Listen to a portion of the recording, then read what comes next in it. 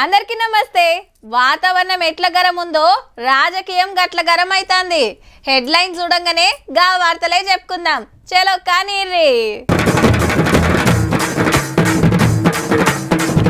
ఆదిలాబాద్ జైలుకు బాల్క సుమన్ మంత్రి మీద చేసిండు మరి అటాక్.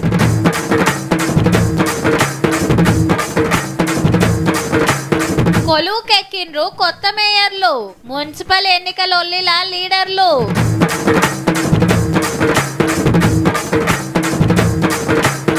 లైకుల కోసం అడ్డమైన రీల్స్, కానీ బుక్ అవుతున్నాయి కేసులు.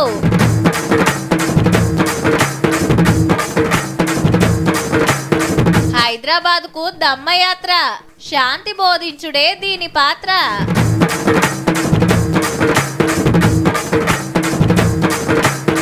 అందుకు పెట్టాలంట పేరు, బ్రాండ్కి ఏం పెడతారు మీరు? నీ ఎందుకయ్యా గంత ఉరుకులాట? రాజకీయంలో ఎంత శాంతం ఉంటే అంత ఫాయిదా.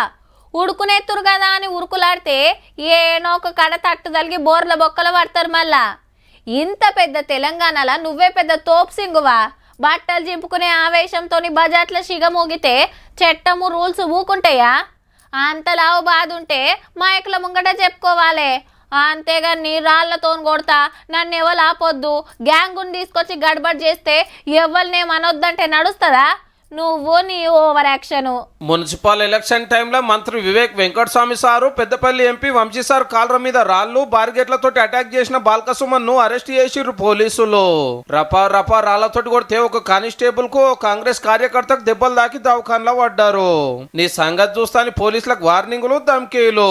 నిన్న కేతనపల్లి మున్సిపాలిటీలో ఎక్సాఫిషియో ఓటేస్తానికి వచ్చిన మంత్రి ఎంపీ మీద అటాక్ చేసినందుకు పోలీస్ డ్యూటీలకు అడ్డం పడ్డందుకు బీఆర్ఎస్ లీడర్ మీద కేసు కట్టిండ్రు. ఇవాళ ఇంట్లున్నాడని పోలీసులు వస్తే కారు కార్యకర్తలు ఆగబట్ట పోయిండ్రు. లోపలికి పోయినాక మళ్ళా గదే లోల్లి. ఎంత బతిమిలాడినా లేవకుంటే అనామాతం ఎత్తుకొచ్చిర్రు గిట్లా.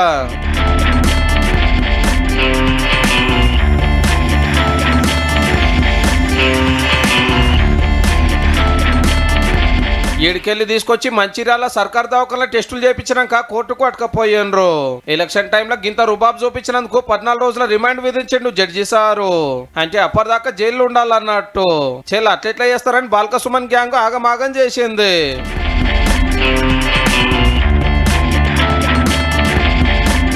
మంత్రి కారు మీద స్టోన్స్ పడేస్తాడా? రోడ్ డివైడర్ మీద కొడతాడా? నాకు విండ్ స్క్రీన్ పలికింది కదా, ఎట్లా చేస్తాడండి? ఎట్లా? హౌ కెన్ హీ సపోర్ట్ ఇలాంటి యాక్షన్ సపోర్ట్ చేస్తున్నారు హరీష్ రావు? ఈ ముచ్చట్లుంటే బాల్క సుమన్ అటాక్ లో నెత్తికి దెబ్బలు దాకిన కానిస్టేబుల్ హైదరాబాద్ లో ప్రైవేట్ దవాఖాన ఉంటే ఎంపీ వంశీ సార్ పోయి చూసి వచ్చేయండు. ఒక రౌడీ షీటర్ లెక్క ప్రవర్తిస్తున్నాడు. కేవలము తాగొచ్చి ఏం చేస్తున్నాడో తాగిన మైకంలా మతి లేని మనిషిలాగా ప్రవర్తిస్తున్నాడు. ఇది ప్రజలు కూడా చూస్తున్నారు. బాల్క సుమన్, నీ ఫ్రస్ట్రేషన్ నీ ఇంట్లో చూపించుకో. 7 కార్పొరేషన్లు 116 మున్సిపాలిటీలలో అంతటా నిమ్మలంగానే ఎలక్షన్లు జరిగినాయి. కానీ కేతనపల్లిలో కార్ లీడర్ అయ్యి ఓవర్ యాక్షన్ చేసి జైలుకు పోయిండు అన్నట్టు.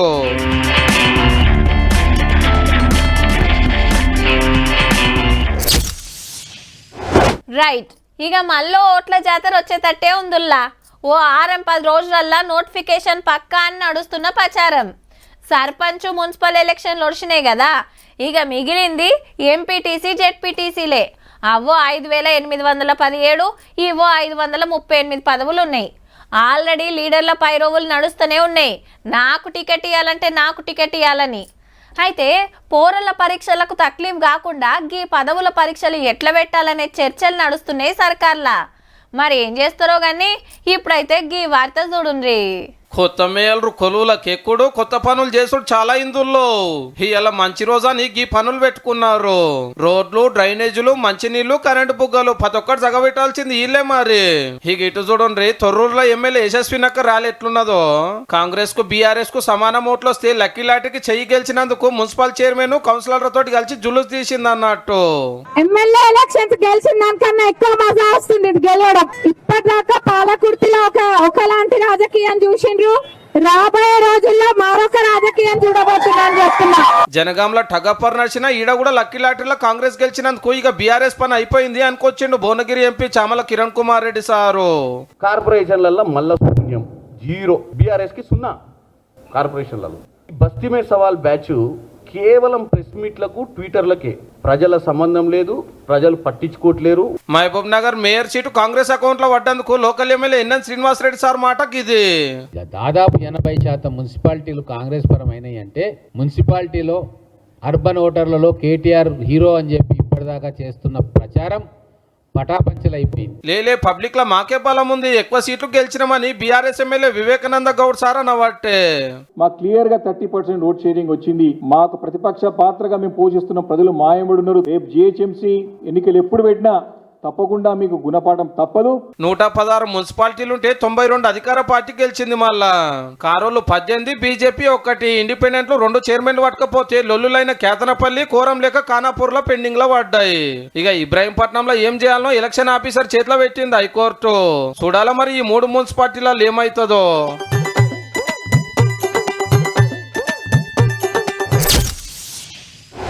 మార్కెట్లో ఓ కొత్త కార్ వచ్చిందంటే ఎమ్మటే ఇంకో కంపెనీడు జర్రంత అటు ఇటు డిజైన్ మార్చి బయటికి ఇడుస్తాడు. చూస్తానికి 2 ఒక్క తీర్లనే కొడతాయి కానీ చిన్న మార్పులు ఉంటాయి. పరీక్షల కాపీ కొట్టినోళ్ళు సుత ముంగటోడు ఏది రాస్తే ఎనుకోడు అదే రాస్తాడు. కొంచెమన్నా మారవాలే కదా. మక్కి దింపిండంటే ఆయన రాసిన తప్పే ఈయన రాస్తే ఉత్తకనే దొరికిపోతాడు. సేమ్ టు సేమ్ గీళ్ళ కథగిన గట్లనే ఉన్నదబ్బా. రోబో కుక్క మస్తుందిలే. ఢిల్లీ ఏఐ సమ్మిట్ లా మస్తు గిరికలు కొట్టింది. అయితే సోషల్ మీడియాలో దౌడు తీస్తుంటే దీని నడకలు గుర్తుపట్టిండు షైనోడు. ఎహే ఇది మా కుక్క, ఇండియాలో ఎట్లా తిరుగుతుంది, దీన్ని ఉట్టిచ్చిందే మేము అని పోస్ట్ పెట్టేట వరకు రచ్చ అయితాంది. ఢిల్లీ పక్కకుండే నోయిడాలా ఓ ప్రైవేట్ యూనివర్సిటీలు ఏఐ టెక్నాలజీ కోసం 350 కోట్లు ఖర్చు పెట్టి దీన్ని తయారు చేసినామని ఈ స్టాల్ పెట్టిండ్రు. ఈ కుక్క పేరు ఒరైన్. బయటి దేశాలకి వచ్చినోళ్ళు వీడియోలు గుంజి సోషల్ మీడియాలో పెట్టుకుంటే ఇంత షైనోళ్ళు చూసిరన్నట్టు. మళ్ళా దీని రేటు ఉత్త 3 లక్షలేనట. ఇదే ముచ్చట అడిగితే లేలే వాళ్ళ మోడల్ తీసుకున్నాం గంతే అంటారు. हमने कभी क्लेम नहीं किया कि रोबोट हमने बनाया, इंडिया में मैन्युफैक्चर हुआ या गलगोटियाज ने बनाया. हमने कहा हम इस पे R&D और अपस्किलिंग करके हम अपने सेंटर ऑफ एक्सीलेंसेस के साथ ऐसे कुछ वर्जन्स अपने खुद के डेवलप करने की कोशिश कर रहे हैं. దునియా దేశాలకెళ్ళి పెద్దోళ్ళు వచ్చిన మీటింగ్ లా గింత సక్కమైన పని చేసినందుకు షాపుకు కరెంటు కట్ చేసి దుక్నం బంద్ చేపించిండ్రు ఎంబటే.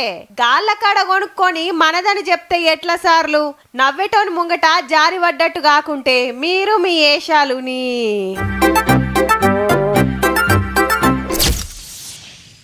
పొద్దుగల లేచి ఫోన్ పట్టిండ్రంటే అర్ధమరాత్రైనా ఇడవరబ్బా. రీల్స్ తీయాలి, సోషల్ మీడియాలకు ఎక్కియాలి. రోడ్ల మీద తమాషాలు చేసుకుంటా, రన్నింగ్ బస్సులలో ఎక్కుకుంటా, రైలు బండ్ల డోర్ల కాడ యాలాడ పడుకుంటా, బంగ్లా మీదకి ఎక్కి, గుట్టల మీదకి ఎక్కి కార్లు నడుపుడు, బైకు రేసింగులు, ఇట్లా ఒక్కటేంది ఆఖరికి పోలీస్ స్టేషన్లు కూడా ఇడ్సరాయే. గీళ్ళు గినగ్గా సొంటి బాపతోళ్ళే మరి. ఖాళీ మెంటల్ ఉంటారు చూడరు మీరే. ఖాళీగో ప్రసాదం చూడరా, కొబ్బరికాయలు గిబ్బరికాయలు కొట్టడానికి వస్తారు. మనం ఇట్లా కాదనమాట, మనం శివుడికి ఫేవరెట్ ఉండాలి మొత్తం. శివునికి ఏం ప్రసాదం తెచ్చిరో తెలిస్తే మీరు కూడా 4 జోపిడిచి పెడతారు. మళ్ళా గంజాయి. సిటీ శివారు శంషాబాద్ ఏరియాల శివరాత్రి నాడు గుడి ముంగట గంజాయి చూపించుకుంటా రీల్స్ చేసి సోషల్ మీడియాకి ఎక్కిస్తే మస్తు కిక్ వచ్చిందట మనోళ్లకు. ఆయంత పోలీసుల నజర్ల పడి స్టేషన్ గుంజుకొస్తే నిషా దిగి నిమ్మల పడ్డరిగా. గంజాయి ఏడికెళ్ళి తీసుకొచ్చిండ్రు, మీకు అలవాటు ఉందా, గుడికాడికి ఎందుకు తెచ్చిరనే ఎంక్వైరీ నడుస్తుంది. అందరి లెక్క కొబ్బరికాయలు కొడితే ఏముందని లైకుల కోసం కథలు పడితే ఉత్త పుణ్యానికి కేసుల పాలైండ్రు. ఇక గీ మోతెవారిని చూడుర్రి. రాత్రి బుర్కా వేసుకొని బస్టాండ్ లా అక్కల నడిమిట్ల కూర్చున్నాడట జగిత్యాల జిల్లా కోరుట్లలా. ఫోన్ మాట్లాడుతుంటే మగోళ్ళ గొంతు తినబడేటోరకు నీ కథేందని పోలీసులు పట్టుకొచ్చిండ్రు స్టేషన్ కు. గీ ఏషం ఎందుకు గట్టినవని ఎన్ని మాట్లాడిగినా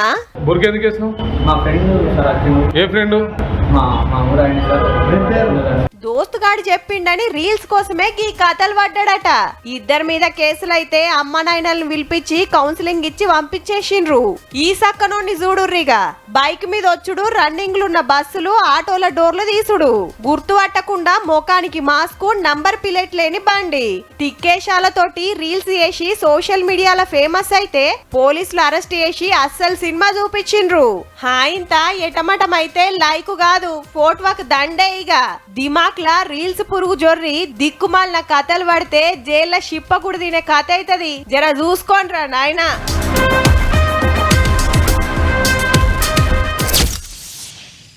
ఫ్యాన్లు పంతనం చూపించాల్సిన రోజులు వచ్చినట్టే. ఇక మొత్తం బంద్ కాంచి 2 నెంబర్ మీదకి వచ్చినాయి. ఇంకో 4 వద్దులైతే 4 నెంబర్ మీద తిరుగుడు గ్యారెంటీ. మూలకు పడ్డ కూలర్లు రిపేర్ చేపియాల్సిందే, ఖరాబ్ అయితే కొత్త కొనాల్సిందే. ఊర్లల్లంటే బంగ్లాల మీద బజ్జుంటారా సల్లగా, ఎందుకంటే ఎండలు అందుకున్నాయి. మళ్ళా ఇట్లా శివరాత్రి వెళ్ళిందో లేదో సూరన్న సురుకులు పెంచుతూనే ఉండబ్బా. పగటిలి ఎండ కాక దినమింత పెరుగుతుంది. మళ్ళా అప్పుడే 35 డిగ్రీలు కొడుతుందంటే చూడుర్రిగా. చలి తీవ్రత పూర్తిగా తగ్గినట్టేనండి. మనకి ఈ గ్రాడ్యువల్ రైజే ఉంటుంది. ఇంక నుంచి 35-36 డిగ్రీల ప్రాంతానికి చేరుకున్న సమయంలో ఇటువంటి తేమ ప్రవేశించినప్పుడు మరింత ఉక్కపోత, కొంత క్లౌడీనెస్. మార్చి రాకముందే ఎండలు ముదురుతుండేటోరకు ఈ స్కూళ్లకు ఒంటిపూట బడులు పెట్టాలని డిసైడ్ చేసింది గవర్నమెంట్. వచ్చే నెల 16కెళ్ళి పొద్దుగాల 8 గంటల నుంచి 12:30 దానికనే నడుస్తాయి. ఇంటి బెల్లు కొట్టంగానే పగటిలు బువ్వ పెట్టి పంపిస్తూనే ఉంటారు. ఇక ఇంకో ఆరం అయితే ఇంటర్ పరీక్షలు. ఇవి ఒడిసక ముందే 14 నుంచి 10th ఎగ్జామ్స్. అటెన్క 1 నుంచి 9వ తరగతి దాకా పరీక్షలు నడుస్తాయి. ఏప్రిల్ 24కెళ్ళి 49 రోజులు ఎండాకాలం తాతీలు. జూన్ 12 నాడు బడి గంట కొడతారు. అవ్వా, ఒంటిపూట బళ్ళు సెలవులు రాబోతున్నాయని మురుసుడు తర్వాత పరీక్షలు దగ్గర పడుతున్నాయి. ఫోన్లు పక్కకు పెట్టి ఒయ్యిలు పట్టి మంచిగా చదువుర్రి మరి.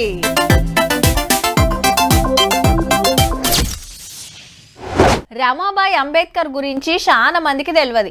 చిన్న ఏజ్లోనే అంబేద్కర్ సార్ తోటి లగ్గమయ్యి పెన్మిటి చదువుకుంటానికి బయట దేశాలకు పోయినా ఇంటిని చూసుకుంటా మస్తు కష్టాలు ఎల్లబోసింది. ఓర్పుకు త్యాగానికి మారు పేరుగా నిలిచింది. పుట్టినోళ్ళు కాలం చేస్తున్నా, పైసలకు తిప్పలైతున్నా గింత బుగులు వల్లే. దేశం కోసం అంబేద్కర్ సార్ కష్టపడితే ఆయన కష్టాలు తీరుస్తానికి కష్టపడ్డ గొప్ప మనిషి. అందుకే దేశం అంతా గొలుసుకుంటారు ఆమెను. మాతా రామాబాయి అంబేద్కర్ అవార్డుల పండుగ సంబరంగా జరిగింది రవీంద్ర భారతిలా. హైదరాబాద్ బాగ్లింగంపల్లి అంబేద్కర్ కాలేజీ కరస్పాండెంట్ సరోజా వివేక్ వెంకటస్వామి మేడాన్ని అవార్డు తోటి సన్మానం చేసిండ్రు.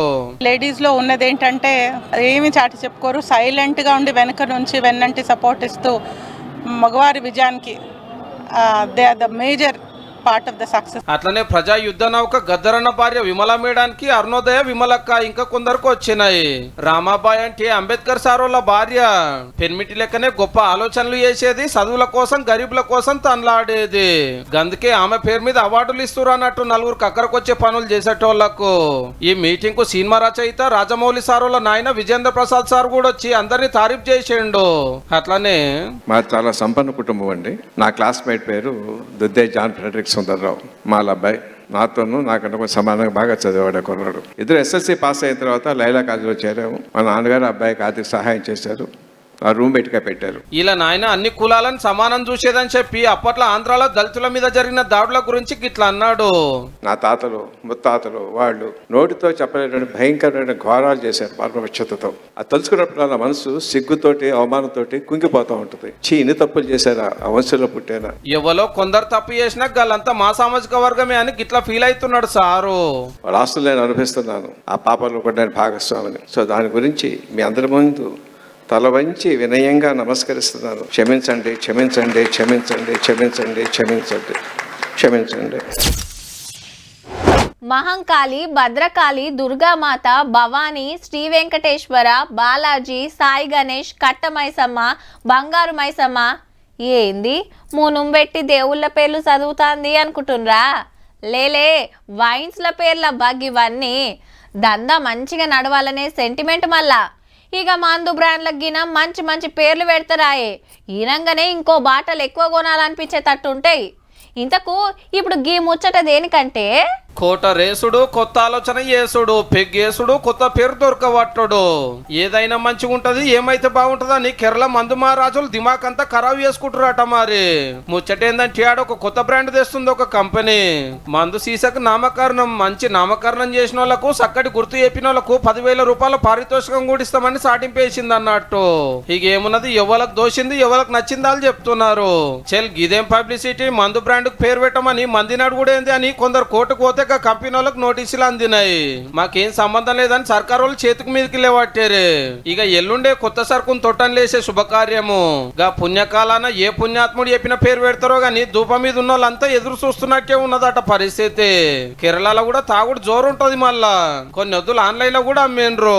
తాగేసిన కాల్ సీసాలు తెచ్చేస్తే 20 రూపాయలు ఇస్తామని ఆఫర్ కూడా నడుస్తుంది.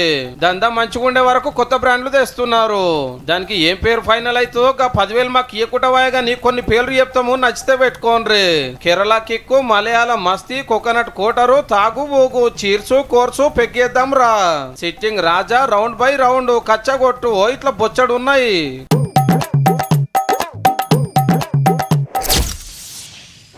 ఓ గంట సేపట్ల రోడ్ల మీద తిరుగుండ్రుల్లా మీతోనైతదేమో. అమ్మో ఎండ అని అర్ధగంట నడిస్తే అదే మా ఎక్కువ. దెబ్బకు జ్యూసులు తాగుతారు కూడా.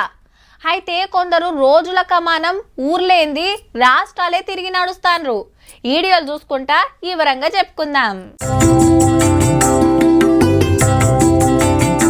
ఎర్రటెండల సర్రునగాలే రోడ్డు మీద నెత్తి మీద ఏం లేకుండా మునుం పెట్టి ఎంత ముద్దుగా నడుస్తాన్రో చూడుర్రి. కొందరు మనోళ్ళు, కొందరిది థాయిలాండ్ దేశం బౌద్ధ భిక్షువులు.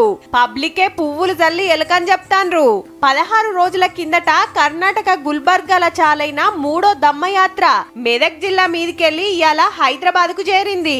మంత్రులు బట్టి సారు, వివేక్ సారు ఎలకని చెప్పిండ్రు. అంబేద్కర్ విగ్రహం కాడ ప్రార్థనలు చేసినాక యాత్ర గొప్పతనం చెప్పిండ్రు. డాక్టర్ బాబాసాహెబ్ అంబేద్కర్ గారి మార్గాన్ని ఈ రాష్ట్ర ప్రభుత్వం పరిపాలనలో నిమగ్నమై దీన్ని ముందు తీసుకునే కార్యక్రమం కూడా చేస్తూ ఉంది. బుద్ధిజం ఏదైతే ఉందో మనందరికీ నేర్పిస్తుంది.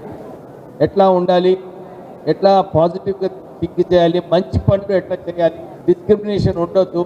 ఈ రథంలా బుద్ధుడి అస్థికలున్నాయట. భిక్షువుతోటి ఓ కుక్క కూడా నడుస్తుందబ్బా.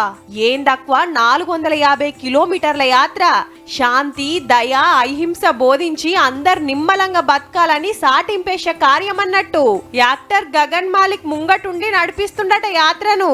నడుచుకుంటా మార్చి 3 తారీఖు నాడు నాగార్జున కొండ చేరుకొని ఆ ప్రార్థనలు చేసుడుతోటి 3వ దమ్మ యాత్ర ఒడుస్తుందట.